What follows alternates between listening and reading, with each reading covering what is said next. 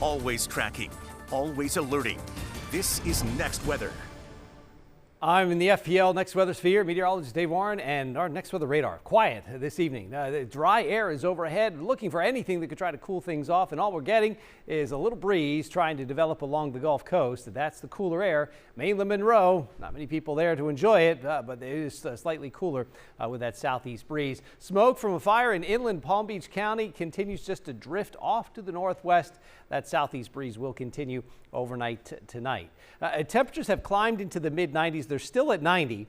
The big concern over the next few days is record highs, bump up our highs to about 95, 96 degrees, and that could really push the heat index. Today we verified with our heat advisory. That expires at 7.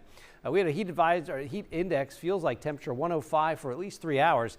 Middle of the afternoon, we will get that again tomorrow because not much is changing with our weather pattern. The breeze is turning a bit to the south. We still have the dust overhead. We'll talk about these record highs as a west wind develops over the next few days.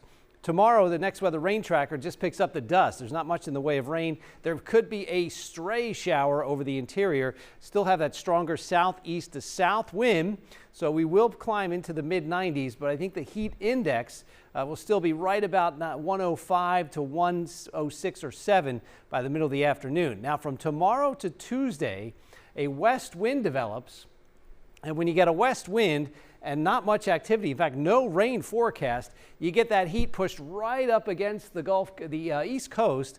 The sea breeze tries to develop, but it struggles.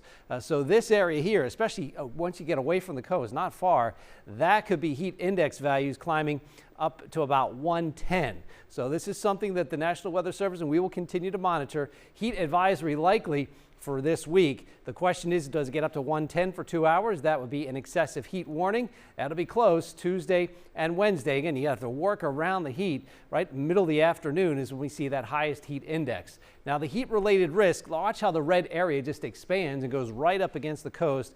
Purple is what we're watching because that is extreme heat risk. There's not much relief overnight.